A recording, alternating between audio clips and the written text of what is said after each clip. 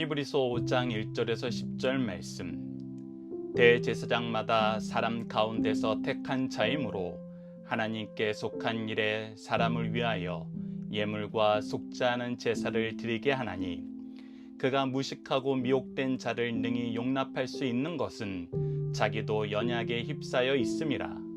그러므로 백성을 위하여 속죄제를 드림과 같이 또한 자신을 위하여도 드리는 것이 마땅하니라. 이 종기는 아무도 스스로 취하지 못하고 오직 아론과 같이 하나님의 부르심을 받은 자라 할 것이니라.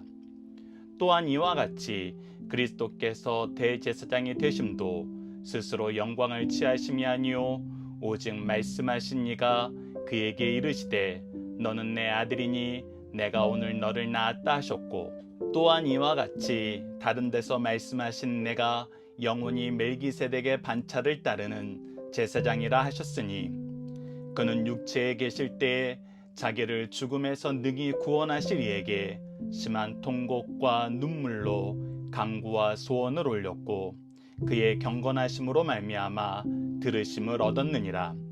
그가 아들이시면서도 받으신 고난으로 순종함을 배워서 온전하게 되셨은즉 자기에게 순종하는 모든 자에게 영원한 구원의 근원이 되시고 하나님께 멜기세덱의 반차를 따른 대제사장이라 칭하심을 받으셨느니라. 아멘.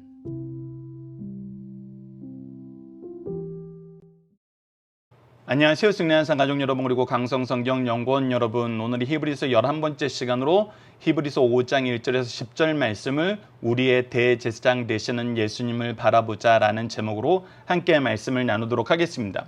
우리가 지난 4장을 통해서 확인했던 것은 하나님께서 우리에게 주시고자 하시는 안식이 있었다는 것입니다. 이 안식에 들어갈 수 있도록 우리에게 주신 말씀이 있었고, 그 말씀에 순종함으로 우리가 믿음의 역사로 하나님께 나아감을 얻을 수 있는데, 우리는 그 말씀을 다 지킬 능력이 없었습니다. 그러나 우리의 대제사장 되신 예수님께서 하나님의 모든 의를 이루시고 우리에게 긍휼과 은혜로서 담대히 하나님 앞에 나아갈 수 있도록 인도하심을 확인할 수 있었습니다. 그리고 오늘 5장 말씀을 시작하면서부터는 예수 그리스도의 대제사장의 직분을 좀 더 자세하게 설명해 주고 있습니다. 특히 어떻게 설명하고 있냐면, 하나님께서 대제사장을 세울 때 세우신 기준이 무엇인지를 가르쳐 주고, 이 기준을 하나님께서 우리에게 주신 이유는 바로 예수 그리스도를 우리에게 보내셔서 하나님의 중보의 사역을 완성하기 위한 계획이 있었음을 성경의 예언을 통해서 확인하게 한 다음에, 예수님께서 하나님이 세우신 기준에 완벽하게 부합된 대제사장이시고 어떻게 대제사장의 직분을 완성시키셨는지 그 핵심이 무엇인지를 우리에게 가르쳐주고 있습니다. 자, 우선 그래서 하나님께서 대제사장을 세우실 때 세웠던 세 가지 기준에 대해서 살펴보도록 하겠습니다. 그것이 1절에서 4절 말씀에 나타납니다. 자, 1절을 보시죠. 대제사장마다 사람 가운데 택한 자이므로 라고 얘기하면서 첫 번째 자격 요건이 무엇이냐면 사람 가운데서 택했다는 것입니다. 사람 가운데 택해서 무엇을 맡기셨냐면 하나님에 속한 일, 하나님께 속한 일, 하나님께서 원하시는 일, 하나님께서 반드시 하라고 하신 그 일인데, 그것이 무엇이냐면 사람을 위하여 하나님께 속한 일인데, 그것이 궁극적으로 누구를 위한 거예요? 사람을 위한 거예요. 즉 하나님과 사람을 다 만족시키는 일이에요. 이것을 우리가 무엇이라 그러냐면 중보자라 그래요. 우리가 할 수 없어요. 근데 중보자를 통해서 하나님이 만족시키시는 거예요.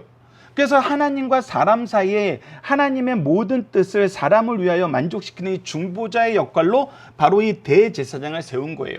그래서 무엇을 하냐면 예물과 속지 않은 제사를 드려요. 예물은 하나님의 주권을 인정하면서 그에게 감사함으로 나가는 거고, 속죄는 하나님 앞에 우리가 거룩함을 유지하도록 하나님께서 정해주신 제도 안에서 우리의 죄 사함을 받는 거예요. 이것은 무엇을 얘기하냐면 하나님과 우리 안에 온전한 하나님이 세우신 바른 질서 안에서 그 관계가 망가지지 않고 유지되는 것을 얘기해요. 그런데 이 대제사장의 특징이 무엇이었냐면, 인간의 몸을 입고 있는 대제사장의 특징이 무엇이냐면 그가 무식하고 미혹된 자들, 즉 우리가 죄를 지을 수밖에 없는 그런 자들에 대해서 능히 용납할 수 있는 것은, 이런 사람을 우리가 받아들이고 중보자의 역할을 할 수 있는 것은 뭐냐면 두 번째 자격 요건, 자기도 연약에 휩싸여 있습니다. 즉 우리가 죄 앞에 얼마나 무능하고 우리가 겪게 되는 모든 상황이 얼마나 힘든 것인지 그것을 완전히 이해할 수 있다는 거예요. 그 완전한 이해가 너무나 중요하다는 거예요. 그래서 나도 죄인일 수밖에 없구나.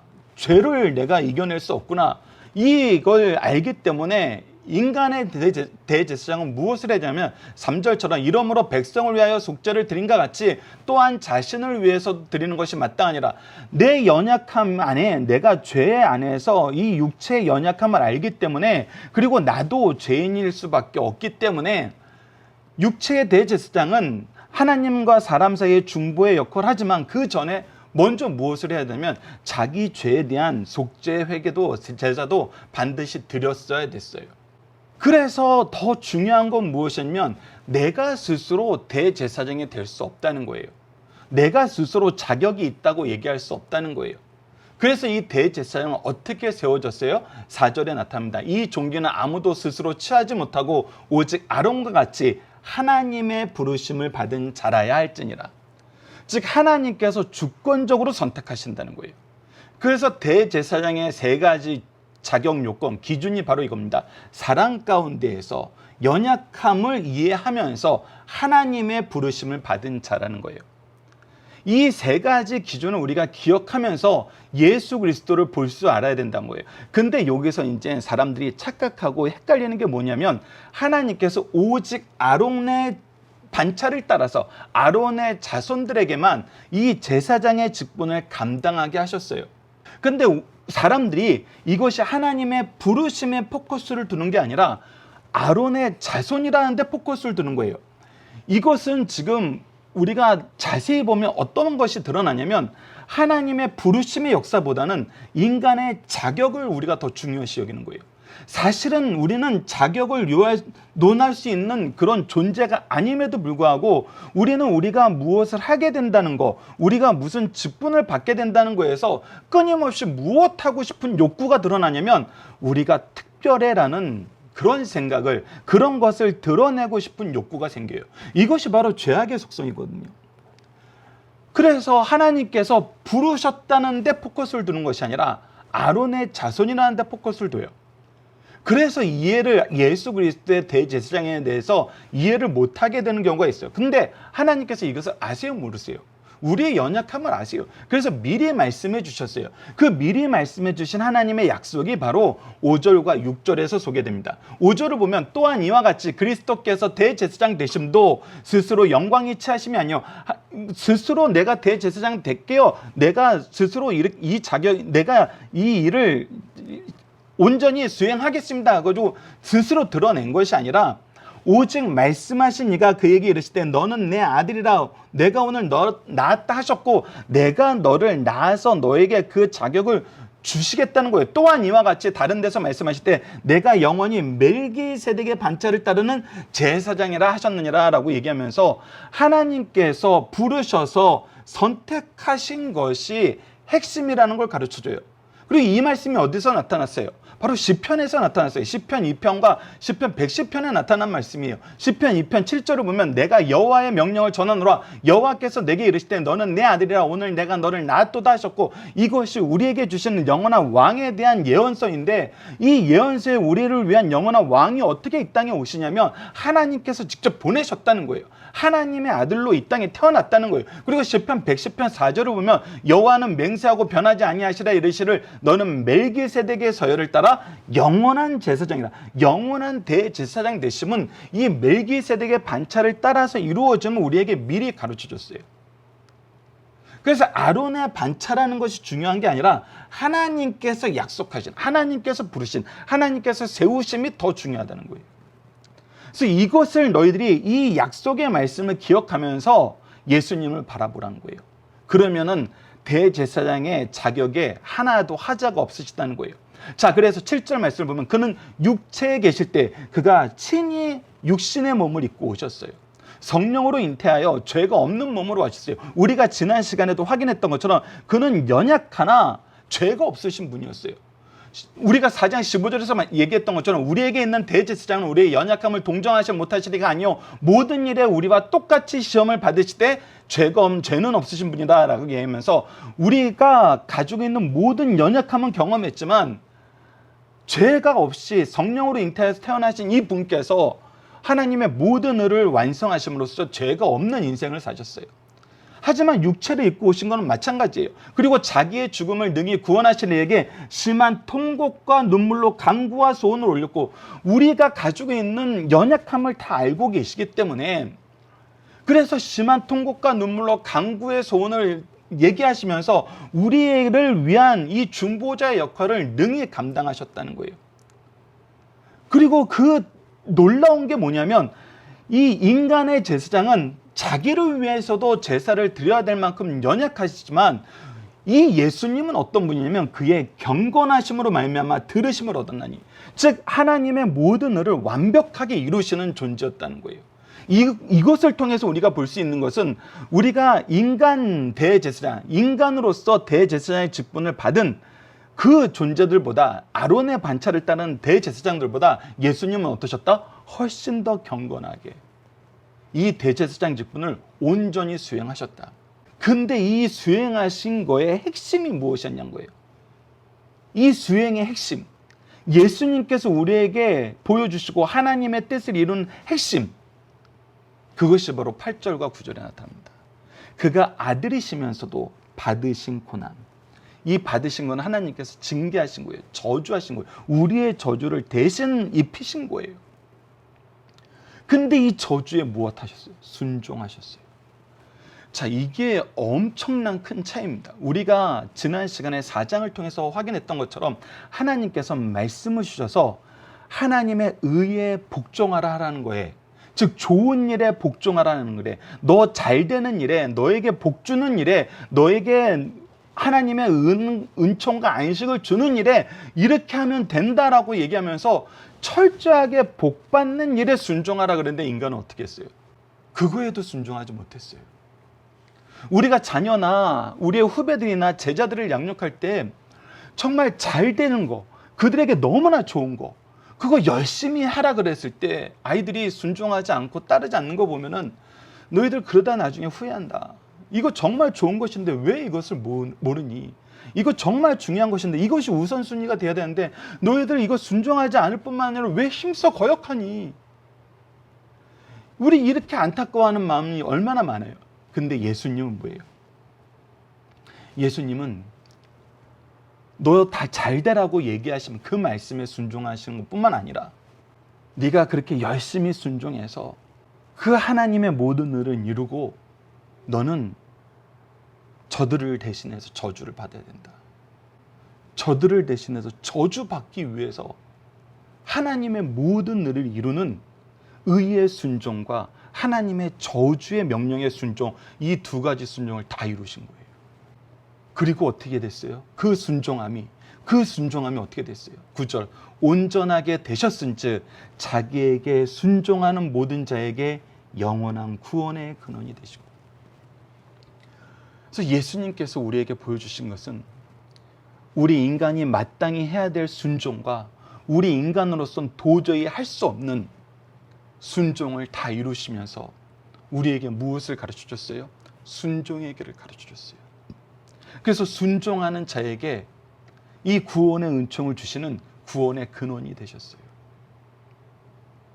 우리가 이 부분은 이미 4장에서 언급된 내용입니다. 자, 4장 2절과 11절을 보십시오. 그들과 같이 우리도 복음 전함을 받은 자이나 들은 바 그 말씀이 그들에게 유익하지 못하는 것은 듣는 자가 믿음과 결부시키지 아니하니라. 믿음과 결부시키지 않았어요. 믿음과 결부시키지 못했다는 것이 11절에서 어떻게 나타나요? 그러므로 우리가 저 안식에 들어가기를 힘쓸지니 누구든지 저 순종하지 아니하는 본에 빠지지 않게 하려면, 즉 순종하지 않았던 본 때문에 안식에 들어가지 못한 자들이 그렇게 많았는데 우리는 순종을 배워야 된다. 순종으로 나아가야 된다. 근데 순종하고자 하는데 순종하지 못한 우리를 위해서, 순종할 수 없는 이 연약한 우리를 위해서 하나님의 뜻에 완전한 순종을 이루시고 플러스 우리를 위해서 저주받으라는 그 말씀의 순종까지 이루신 예수 그리스도의 순종을 힘있게 하신 거예요. 이 예수님의 순종을 그래서 우리가 배워야 되는 겁니다. 그래서 우리의 삶에 가장 중요한 것이 이 순종이란 거예요. 왜? 예수님을 통해서 우리에게 온전히 보여주신 것이 순종이고, 우리가 그 순종의 안에서 은혜를 누릴 수 있기 때문이에요. 그래서 믿음의 역사라는 것은, 믿음의 길이라는 것은 순종의 길이에요. 순종의 길이라는 것은 인정하고 의지하면서 시작해요. 예수 그리스도께서 순종의 삶을 사셨고, 우리도 순종의 삶을 살아야 되는 것들은 인정하고, 예수 그리스도의 순종하심을 우리가 힘입어서 이것을 의지함으로 순종으로 나아가는 거예요. 그래서 우리에게 주신 예수 그리스도가 누구신 걸 알려주는 거예요. 마지막 10절, 하나님께 멜기세덱의 반차를 따른 대제사장이라 칭하심을 받았느니라. 즉 하나님께서 우리에게 미리 약속하신 이 시편 110편을 통해서 우리에게 약속하신 이 언약의 성취를 이루시는 대제사장 되심을 우리에게 가르쳐줘서 예수 그리스도를 바로 믿게 만드는 거예요. 그래서 우리가 예수님을 통해서 무엇을 봐야 됩니까? 하나님의 약속을 따라, 중요한 건 하나님의 약속하심이 먼저 있었다는 거예요. 그래서 우리는 항상 하나님의 약속이 무엇인지 확인할 수 있어야 돼요. 그리고 그 약속 안에서 이 모든 뜻을 이루신 예수 그리스도, 멜기세덱의 반차를 따라 대제사장 된 예수는, 이 예수님을 우리가 바라볼 수 있어야 되고, 예수님의 무엇을 배워야 되냐면 순종으로 구원의 근원이 되셨음을, 즉 하나님의 약속과 대제사장 된 예수와 순종의 역사가 무엇인지 알아야 돼요. 순종으로 우리의 구원의 근원이 되셨음을 알아야 돼요. 그래서 우리가 항상 기억해야 되는 거 세 가지. 첫 번째, 하나님의 약속이 무엇인가?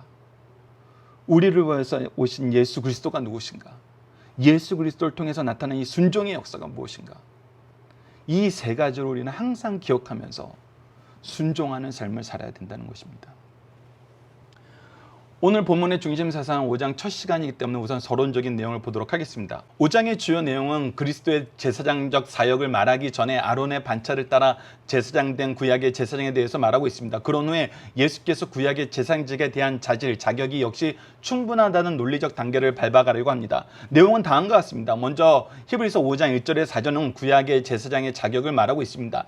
인간을 대표하여 일함으로 그도 역시 인간이어야 하고, 인간을 이해할 줄 알아야 하며, 소명을 받고 하나님의 임명을 받아야 됩니다. 두 번째는 5절에서 10절 말씀으로 예수님을 앞서 대제사장이라 전제하고 제사장 자격이 있어 어떠한 결격 사유도 없음을 말하고 있습니다. 그도 인간의 몸을 입으시고 하나님의 뜻을 따라 대제사장이 되셨으며 성육신 하신 후 인간과 더불어 고초를 겪으셨습니다. 세 번째는 11절로 14절로 수신자들에게 나약하고 무지한 신앙의 단계에서 벗어나 성장한 신앙의 단계로 나아가야 한다고 충고하고 있습니다. 예수님을 믿은 지 오래되었어도 기본 교리도 이해하지 못하고 동시에 선악도 분별하지 못하는 성도들이 있다는 것을 우리에게 가르쳐주면서 우리는 그러지 말라고 얘기하고 있는 것입니다. 오늘 본문의 중심 사상은 다음과 같습니다. 첫 번째, 하나님께서 제사장 제도를 세우신 목적은 하나님과 사람 사이의 중보적 역할을 하게 하려는 데 있습니다. 특히 레위 계통의 제사장식은 앞으로 실현될 예수님의 대제사장 사역을 예표하는 의미로 세우신 제도라는 것입니다. 또한 제사장의 자격과 사역은 신약 시대의 성도들의 삶과 사역자들의 사역의 방향을 보여주는 귀한 말씀이란 것입니다. 두 번째, 구약의 레위 계통의 제사장의 자격과 사역을 바르게 제시하고 있어요. 제사장은 인간을 대표하여 하나님께 나아가는 자이므로 사람 중에서도 가장 인간적이어야 합니다. 사람의 죄를 용서하도록 강구하는 자이므로 인간의 연약함을 동정할 수 있어야 하며, 죄에 대하여 아픔을 가지고 용서를 빌 수 있는 자여야 해요. 나아가 반드시 하나님의 부르심에 의하여 제사장이 되어야 된다는 것입니다. 이와 같이 예수님의 신분과 사역의 예표인 구약의 제사장직을 바르게 가르쳐주고 있습니다. 세 번째, 예수 그리스도는 하나님의 뜻과 방법 안에서 순종으로 대제사장의 직분을 완전히 성취하셨다는 것입니다. 예수를 가리켜 큰 대제사장이라 전제한 후 구약의 제사장의 자격과 사역을 열거하면서 예수님은 제사장 자격에 어떤 결격 사유도 없는 분임을 천명하고 있습니다. 예수님은 하나님의 뜻을 따라 제사장이 되었으며, 나아가 예수님은 성육신 하신 후 인간과 더불어 온갖 고난을 겪으셨으니 예수님이야말로 우리가 완전히 믿고 의탁할 중보자이심을 천명합니다. 모든 인간은 제사장을 필요로 하는 죄인이며, 우리가 섬기는 예수님은 멜기세덱의 반차를 따른 영원한 대제사장이심을 증명해 주는 말씀입니다. 이번 주 공동 기도 제목은 예수 그리스도의 은혜로, 그리스도의 통치로, 그리스도의 능력으로 참된 안식을 누리며 영혼을 돌보는 삶을 살게 하여 주소서입니다. 오늘 본문 말씀을 통해서는 순종의 길을 가신 예수님을 따라 순종의 길을 가게 하여 주소서, 제사장의 직분을 감당하신 예수님을 따라 제사장의 직분을 감당하게 하여 주소서, 순종하지 않고 다른 직분을 쫓아 완악한 삶을 살지 않도록 인도해 주소서, 통곡과 눈물, 간구와 소원을 통해서 우리를 위해 제물이 되시고 속죄의 제사를 완전히 이루신 예수님처럼 우리도 예수님의 능력과 방법을 힘입어 바르게 제사장의 직분을 감당하게 하여 주소라고 기도하는 우리 승리한 상 가족 여러분들, 강성성경연구원 여러분들에게 기도합니다. 감사합니다.